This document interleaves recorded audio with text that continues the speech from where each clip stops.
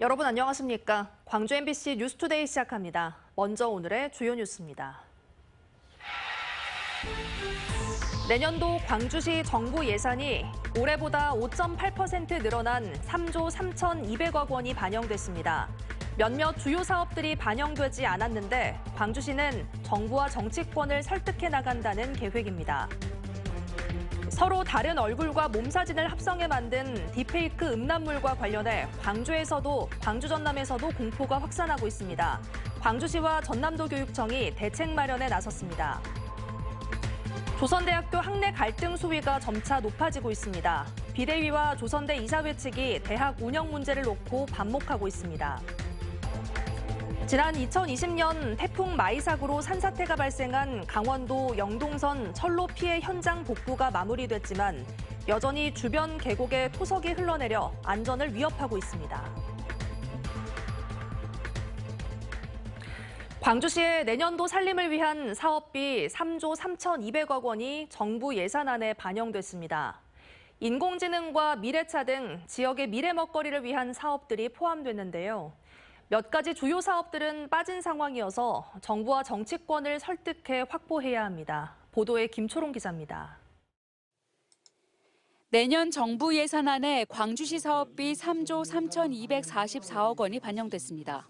신규 사업은 31건에 1,351억 원, 기존 사업은 363건에 3조 1,893억 원입니다. 미래 먹거리를 위한 주요 사업으로는 인공지능 사관학교 42억 원, 온 디바이스 인공지능 서비스 실증 30억 원, 미래차 소부장단지 부품 개발 지원 3억 원 등이 신규 반영됐습니다. 지난해 정부 예산안 반영액보다 1,818억 원, 비율로는 5.8%가 늘어났습니다. 이는 정부 총 예산 증가율 3%를 뛰어넘는 성과입니다. 도시철도 2호선 건설 사업비로는 1,398억 원이 반영돼 내년 완공을 목표로 1단계 공사가 속도를 내게 됐습니다. 하지만 인공지능 2단계 사업과 광주-대구 달빛 내륙철도, 전남대 스마트병원 신축 사업 등은 이번 예산안에서 빠졌습니다. 광주시는 예비타당성 면제 등을 통해 추후 국회에서 국비를 확보한다는 계획입니다. 특히 이 사업들은 다음 달로 예상되는 민생토론회에서 다뤄질 것으로 보여 윤석열 대통령의 결정이 관건입니다. 특히나 이제 인공지능 2단계 사업은 지역의 핵심 역전 사업이었잖아요. 정말 필요하다는 기타 면제가 이미 실현돼 했거나 실현될 수 있도록 이미 좀 정치력, 행정력을 발휘해서 결정이 되었어야 될 사안으로 매우. 국가기관의 경우 AI 영재고등학교 사업은 정부와 광주시가 협의를 마치지 못해 예산안에 오르지 못했고 국립트라우마치유센터는 이전과 같이 일부만 국비 지원됩니다. 이들 기관을 100% 국비로 운영하기 위해서는 점진적인 국비 증액 노력과 함께 개정 법안의 국회 통과를 위한 정치권 설득 등이 장기적인 과제로 남게 됐습니다. MBC 뉴스 김초롱입니다. 아침, 저녁으로는 선선한 공기가 조금 더 머무는 듯합니다. 폭염특보도 좀 더 완화됐습니다. 전남 서해안 지역을 중심으로 폭염경보가 폭염주의보로 약화됐는데요. 그렇다고 하더라도 광주와 전남 모든 지역에 특보가 발효 중인 가운데 낮 동안에는 최고 체감온도가 33도에서 35도 안팎까지 치솟겠습니다. 계속되는 폭염에 건강 잘 챙기셔야겠습니다.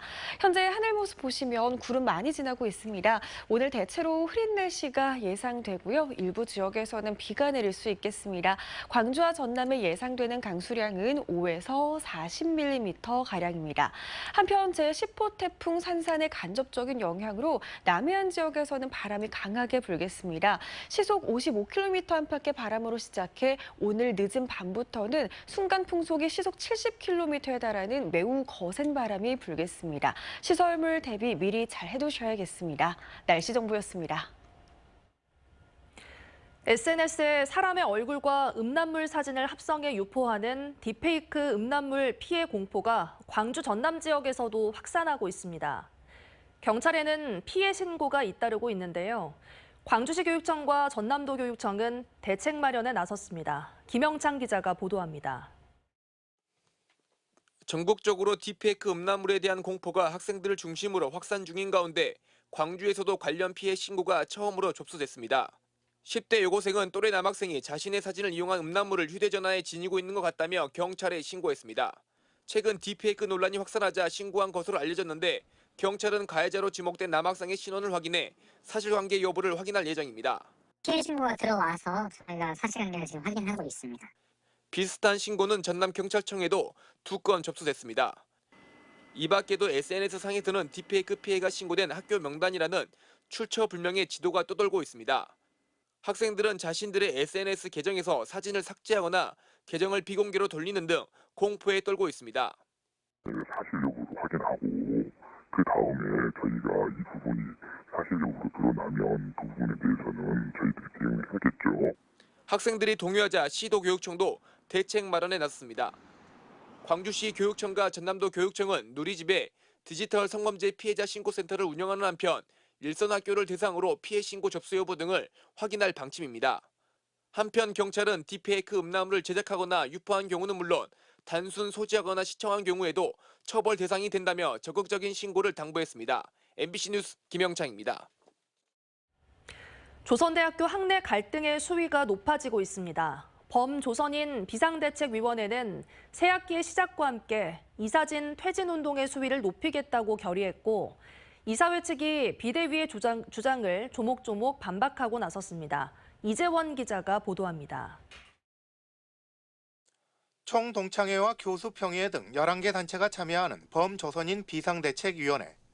회의 시작부터 재단 이사회를 성토하는 목소리가 터져나왔습니다. 단 한 명의 공익형 이사로는 사태를 해결할 수 없는데도 이사회가 갑자기 도입을 발표해 본질을 흐리고 있다는 이유에서입니다. 갑작스럽게 던진 것은 여러 가지 보수 차원에서 했을 것 같은데 이건 기본적으로 불만인 거고요. 더군다나 광주시장에게 추천권을 부여하는 것은 학내 문제를 외부로 확대하는 것이라고 꼬집었습니다. 범대위는 사태의 본질은 소통하지 않는 이사회의 운영과 사유와 시도에 있다며 이사장 퇴진만이 해결책이라는 점을 분명히 했습니다. 먼저 서명운동을 전개하고 이것을 우리 지역 시민들한테까지 확대해서 이 법인의 부당함도 이렇게 알리고 퇴진의 필요성도 역설하고. 조선대 이사회 측도 자료를 내고 조목조목 반박했습니다. 비대위의 요구를 수용한 공익형 이사는 보궐이사 1명을 선임하기 위한 것이라며 4기 이사들의 임기가 끝나는 2026년에는 추가적인 확대를 논의할 수 있다고 밝혔습니다. 또 분야별로 전문성을 가진 4개의 TF를 구성해 재정 건전성을 높여오고 있고 만장일치의 대학자치운영협의회를 구성하는 등 독단적인 운영이나 사유화는 없었다고 덧붙였습니다.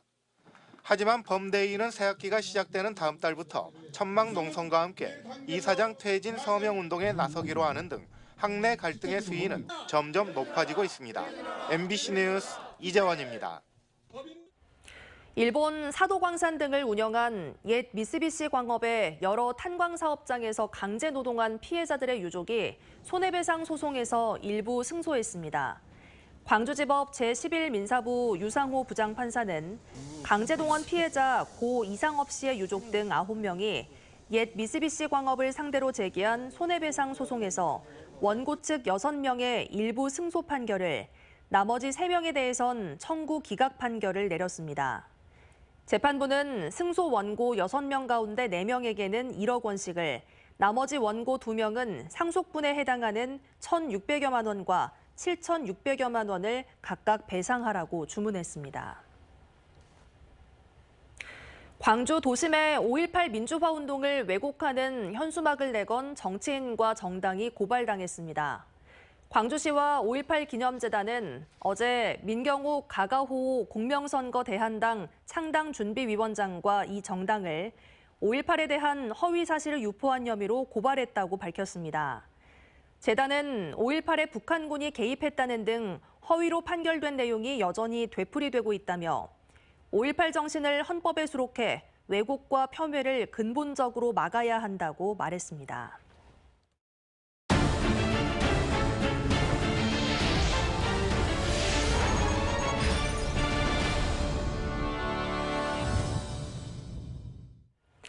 내년 목포 시내버스 전면 공영화를 앞두고 준비 작업이 본격화하고 있습니다. 공영버스 위탁 사업자를 선정하기에 앞서 목포 시내버스 현황을 설명하는 자리가 열렸는데 전국에서 많은 업체들이 참여해 성황을 이뤘습니다. 보도에 신광하 기자입니다. 목포 시내버스 공용화를 위한 위탁사업 설명회가 열린 목포의 한 건물. 노선 여객 자동차 운송사업 면허를 갖고 있는 강원과 부산 등 전국의 30여 개 업체 관계자들이 몰려 높은 관심을 보였습니다. 우리가 어떤 식으로 흘러가고 노선 입찰제를 하는 재정 지원 규모가 얼마나 되고 하는 부분을 의미 있게 받아들이고 그런 거의 전체적인 맥락을 한번 보기 위해서 왔고요. 입찰에 참여할 수 있으면 참여할 계획도 있고요. 목포시는 직영 2개 노선을 제외하고 100여 대의 버스를 3개 사업권으로 나누어 위탁 사업자를 각각 모집할 예정입니다. 다음 달 사업 공고를 낸 뒤 오는 10월까지 제안서 평가를 거쳐 사업자를 선정하고 내년 1월부터 버스 공영제를 시작할 예정입니다. 위탁 사업 기간은 5년, 이후 한 차례 4년을 연장할 수 있고 차량은 기존 사업자의 버스를 인수해야 합니다. 목포시 공영버스 위탁 사업자 선정 방식에서 배점이 가장 높은 부분은 기술 능력 평가로 운영의 전문성에 초점이 맞춰져 있습니다. 목포시는 공영제에 따른 위탁 사업으로 버스 운영 예산이 증가하지는 않을 것으로 전망했습니다. 또 고용 승계 방안으로는 목포시 직영버스는 시간 계약제 공무원으로 위탁버스는 민간 신분으로 기존 운전원을 우선 채용한다는 입장입니다. 기존의 계약 사항에서 저희가 고용 승계에 준하는 최선의 노력을 하겠다고 계약을 했었고요. 그래서 저희가 고용 승계 수준에 유지될 수 있도록 노선권 매입 등에 300억 원을 투입해 인천, 세종 등에 이어 전국 9번째로 시내버스 공영제를 도입한 목포시. 그동안의 시행착오와 시민 불편을 딛고 공영제를 통해 본격적인 교통복지를 실현할 수 있을지 주목됩니다. MBC 뉴스 신광하입니다. 여수시의회 원내대표 공석 사태가 2달 가까이 이어지고 있습니다. 전남 지역 기초의회 가운데 원내대표가 없는 곳은 여수가 유일한데요. 총선을 계기로 갑을 두 지역구가 상생과 화합을 다짐했지만 갈등이 다시 불거지는 모양새입니다. 보도에 문형철 기자입니다. 지난달 후반기 원 구성을 마치고 출범한 여수시 의회. 하지만 민주당 원내대표 자리는 여전히 공석입니다. 을지역구의 이선효 의원이 원내대표직을 내려놓은 이후 지금까지 후임을 결정하지 못한 겁니다. 민주당 소속 의원들은 원내대표 공석 문제를 논의하기 위해 지난주 총회를 가졌습니다. 하지만 결론을 내리진 못했습니다. 원내대표직을 맡기로 했던 을지역구에서 후보를 추천하고 임명을 요구했는데 당원 당규에 따라 투표 절차를 거쳐야 한다는 의견에 부딪혔기 때문입니다. 어느 쪽이 무리한 주장을 하고 있는지에 대해서는 의원들마다 생각이 다릅니다. 유리하든 유리하든 원칙대로 가져야 되는 것이 맞잖아요. 아는 인수로 다 해석을 해요. 이러니까 이게 결론이 잘 안 나고. 전남 지역 기초의회 가운데 원내대표가 공석으로 남아있는 곳은 여수가 유일합니다. 후임 선출이 늦어지는 것을 두고 일각에선 특정 의원에게 원내대표 자리를 맡기기 위한 수순이란 이야기까지 나오고 있습니다. 이런 걸 가지고 또 갑을 간에 서로 떼고 그런다면 어떻게 신뢰. 지난 민선 7기에도 여수시 의회에서는 갑과 을 두 지역구 간의 신경전으로 원내대표 공석 사태가 발생한 바 있습니다. 새로운 원내대표를 뽑기 위한 민주당 의원총회가 다음 달 초 다시 열릴 예정인 가운데 한동안 잠잠했던 지역구 간의 갈등과 반목이 다시 불거지지 않을지 우려의 시선이 적지 않습니다. MBC 뉴스 문형철입니다. 광주시가 플랫폼과 헬스케어 등 AI 기업 10개사와 204번째에서 213번째 업무 협약을 체결했습니다. 광주시는 어제 시청 비즈니스룸에서 바이오컴과 헬프티처 등 플랫폼과 헬스케어를 비롯해 다양한 분야의 인공지능 기업 10개사와 업무 협약을 체결했습니다. 이들 기업들은 광주에 법인 또는 지역사무소를 설립하고 AI 기술 개발과 생태계 조성에 함께 협력하기로 했습니다. 광주시가 모빌리티 혁신을 위한 소부장 협력과 도전을 주제로 제1회 글로벌 소부장 기술 포럼을 열었습니다. 소재, 부품, 장비, 소부장 산업 기술 역량을 강화하고 특화단지 간 협력을 활성화하기 위해 마련된 이번 포럼에서는 기업들의 소부장 신제품과 신기술이 공개됐습니다. 특히 KT는 자율주행 통신 분야의 소부장 국산화율을 2030년까지 70%로 끌어올리기 위한 기술 로드맵을 발표했고, DH오토웨어는 향후 4년간 광주에 1,000억 원을 투입해 자율주행 전장 부품 개발과 양산에 나서겠다고 밝혔습니다.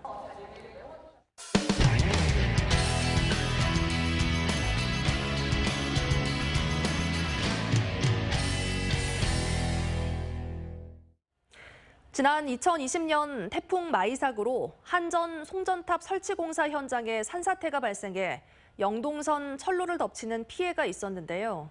산사태 지역 복구는 끝났지만 여전히 주변 계곡에서 토석이 흘러내리면서 철로를 위협하고 있습니다. MBC 강원 영동 박은지 기자가 보도합니다. 높은 산에 세워진 송전철탑 아래로 깎아낸 듯 아찔한 절벽이 드러나 있습니다.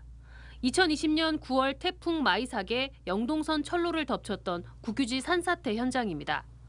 송전철탑을 세운 블루파워 시공업체가 재해 복구 공사를 마쳤지만 심한 경사로 손쓸 수 없는 구간은 그대로 남아 있습니다.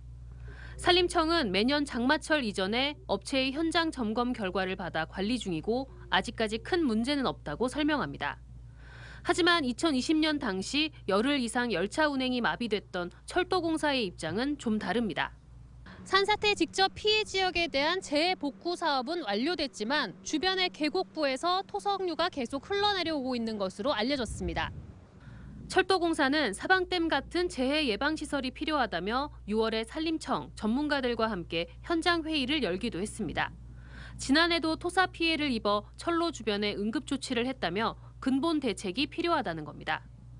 철로를 직접 보호하는 피암 터널이 추가로 필요하다는 의견도 철도공단에 전달했습니다.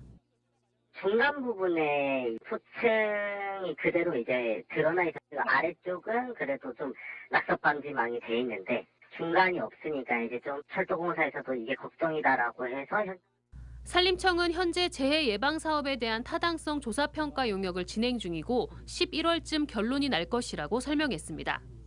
전문가 집단에서 타당성 평가를 수행하면서 거기에 이제 결론을 내면은 그 결론에 따라서 필요한 재해 예방 시설을 설치할 계획입니다. 시설 연도는 올해는 어렵고 내년도에 예산이 반영돼서 대규모 산사태 이후 지반이 약해지고 주변에 피해가 이어지는 것이 확인된 만큼 산사태 원인을 제공한 송전탑 시공업체도 대책 마련에 함께 참여해야 할 것으로 보입니다. MBC 뉴스 박은지입니다. 우리나라가 보유한 최첨단 물리 탐사선 탐해 3호가 지난 6월 경북 포항을 모항으로 취항해 시운전을 마치고 서해 군산분지에서 본격적인 탐사를 시작했습니다. 탐해 3호는 과거에 흘렀던 작은 물줄기까지 찾아내는 능력을 갖추고 있는데요. 첫 임무는 이산화탄소 100만 톤을 저장할 수 있는 해저 지층을 찾는 겁니다. 포항문화방송 이규설 기자가 동행했습니다. 전북 군산항에서 보급선을 타고 10시간을 달렸습니다. 군산항 서쪽 160km 지점에 다다르자 저 멀리 탐해 3호가 보입니다. 바다에서 두 척의 배가 만나는 것을 랑데부라 부르는데 보급선에서 곧바로 탐해 3호로 옮겨 탈 수가 없어 오징어 잡이배로 한 번 더 갈아타고 어렵게 탐해 3호에 탑승했습니다. 배 안에선 한국, 영국, 터키, 싱가포르 연구원들로 구성된 다국적 탐사팀이 시시각각 들어오는 해저 지층 측정 자료를 분석하고 있습니다. 지금 실시간으로 지금 현재 음파를 수신하면서 정밀 해저 지형을 지금 파악하고 있습니다. 탐해 3호가 왜 바다 위 연구소라 불리는지 알 수 있는 장면입니다. 이곳 사이언스랩은 과학자들이 실시간 전송된 데이터를 분석하는 장소인데요. 워낙 규모가 크다 보니 배 안에 있다는 생각이 전혀 들지 않을 정도입니다. 탐해 3호는 해저 지층의 3차원 탐사는 물론 지층 변화를 탐지하는 4차원 탐사 능력까지 갖췄습니다. 배 뒤쪽으로 노란색 굵은 줄 8가닥이 문어발처럼 길게 펼쳐져 있는 게 보이는데요. 이 굵은 줄에 장착된 장비들이 해저 지형에서 반사 굴절돼 되돌아오는 파동을 기록해 지구의 내부 구조를 상세하게 파악할 수 있는 겁니다. 탐해 3호의 첫 임무는 서해 바다에서 이산화탄소 100만 톤 이상을 저장할 수 있는 해저 공간을 찾는 것입니다. 이산화탄소를 주입하기 위해서는 이산화탄소를 저장할 수 있는 저장층과 그다음에 저장된 이산화탄소가 상부로 이동해서 누출되지 않게 막아줄 수 있는 덮개암층을 발견해야 됩니다. 탐해 3호는 3D 탐사를 통해 예전에 흘렀던 강 주변의 조그마한 하천까지 찾아낼 수 있는 능력을 갖추고 있습니다. 석유나 천연가스 매장지를 찾을 때도 적용할 수 있는 기술로 포항 앞바다 유전 탐사에도 꼭 필요한 기술입니다. 하지만 탐사가 순탄치만은 않습니다.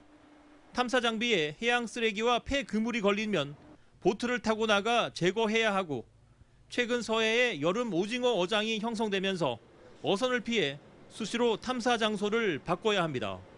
제 뒤로 오징어 잡이배 여러 척이 보이는데요. 저 배들은 보호 감시선으로 탐사구역 안으로 다른 배들이 들어오지 못하게 하는 역할을 수행합니다. 이번에 서해에서 첫 임무를 완수하면 남해와 동해 탐사 일정이 기다리고 있습니다. 북극 등 극지 탐사 능력도 갖추고 있는 탐해 3호는 내년에는 전 세계 바다로 탐사 영역을 넓힙니다. MBC 뉴스 이규설입니다. 택배 시장이 커지면서 최근엔 도심에도 물류센터가 들어서는 경우가 많은데요. 인근 주민들이 밤낮으로 고통받는 곳이 있습니다. 소음과 빛공해에 시달리고 있고 사고 위험에 마을길을 이용하는 것도 쉽지 않다고 하는데 규제할 방법이 마땅치 않습니다. 대구문화방송 손은민 기자가 보도합니다. 한밤중 고요한 마을로 대형 화물차가 줄지어 들어옵니다. 번쩍이는 전조등에 요란한 엔진 소리를 내며 2차로 좁은 골목길을 점령하다시피 했습니다. 근처 물류센터로 향하는 차들입니다. 이 길 바로 옆은 주택단지입니다. 주민들은 매일 밤잠을 설칩니다. 애들은 처음에는 무서워했어요. 전쟁 난 것 같다 이러면서 멈추고 기다리고 차 후진하는 소리, 에어 빠지는 소리 이런 게 그대로 다 들리니까. 출근길과 등굣길은 더 위험천만합니다. 적재함 길이만 10m 넘는 대형 트럭들이 중앙선을 물고 마을 초입 모퉁이를 돕니다. 나오는 차와 들어가는 차가 서로 아슬아슬하게 비껴갑니다. 얼마 전엔 지나는 승용차를 미처 보지 못하고 화물차와 부딪히는 사고도 있었습니다. 차들이 한 220대가 딱 나오면 우리 차들이 가지를 못해요. 중앙선 침범 안 하고는 못 나갑니다. 가다가 받치면 우리 죽어버려요. 주택가에서 불과 300여 미터 떨어진 곳에 한 달 전 택배회사 물류센터가 들어섰습니다. 대구 경북 등지로 가는 택배가 모이는 허브입니다. 오후 5시부터 아침 8시 넘어서까지 하루 평균 200대 안팎의 대형 화물차가 꼬리를 물고 들어왔다 나갑니다.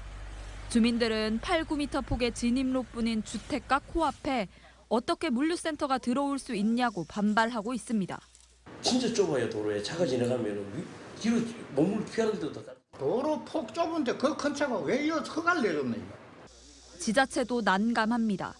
땅 주인이 창고로 건축 허가를 받은 뒤 사실상 물류터미널로 운영하는 택배 업체에 임대를 줬는데 이걸 미리 알 수도 막을 방법도 없기 때문입니다. 허가 신청할 때 창고로만 신청이 되다 보니까 저희들이 조금 막기가 힘듭니다. 우회도로를 지금 만들려고 우회로를 지금 준비를 검토를 하고 있습니다. 현행법상 물류센터가 주택가와 얼마나 떨어져 있어야 한다거나 교통량을 반영해 진출입로를 확보해야 한다는 등의 규정은 없습니다. 물류센터 측은 직원을 배치해 차량 통행을 관리하고 우회도로를 내는 데도 협조하기로 했습니다. 하지만 그 사이 계속되는 피해와 위험은 주민들 몫입니다. MBC 뉴스 손은민입니다. 이제 아침 저녁으로는 선선한 공기가 조금씩은 더 머무는 듯합니다. 특보도 조금 더 완화됐습니다. 전남 서해안 지역을 중심으로 폭염경보가 폭염주의보로 약화됐는데요. 그렇다고 하더라도 광주와 전남 모든 지역에 폭염특보가 내려진 가운데 낮 동안 최고 체감온도 33도에서 35도 안팎까지 올라 덥겠습니다. 계속된 더위에 건강 잘 챙기셔야겠습니다. 현재 하늘 모습 보시면 구름 많이 지나고 있는 모습이 모습입니다. 대체로 흐린 날씨가 이어지겠고요. 일부 지역에서는 비가 내릴 수 있겠습니다. 광주와 전남 지역에 예상되는 비의 양은 5에서 40mm 가량입니다. 한편 제10호 태풍 산산의 간접적인 영향으로 전남 남해안 지역을 중심으로 바람이 강하게 불겠습니다. 시속 55km 안팎의 강풍으로 시작돼 오늘 밤이면 시속 70km에 달하는 매우 거센 바람이 예상됩니다. 시설물 관리 미리 잘 해두셔야겠습니다. 광주의 현재 기온 22도 안팎으로 어제 같은 시각보다 2도가량 낮은 기온 보이고 있습니다. 한낮 기온은 32도로 어제만큼이나 무더운 날씨가 예상됩니다. 신안의 한낮 기온 33도 안팎으로 역시나 덥겠고요. 보성의 낮 기온 31도 예상됩니다. 남해 서부 바다를 중심으로 풍랑특보가 발효 중인데요. 이 특보는 서해 남부까지도 확대되겠습니다. 다가오는 주말까지도 체감온도 33도 안팎의 무더위는 계속되겠습니다. 날씨 정보였습니다. 이상으로 뉴스 마칩니다. 함께해 주신 여러분 고맙습니다. 언제 어디서나 내 손 안의 뉴스. 광주 MBC 뉴스 유튜브 구독으로 함께하세요.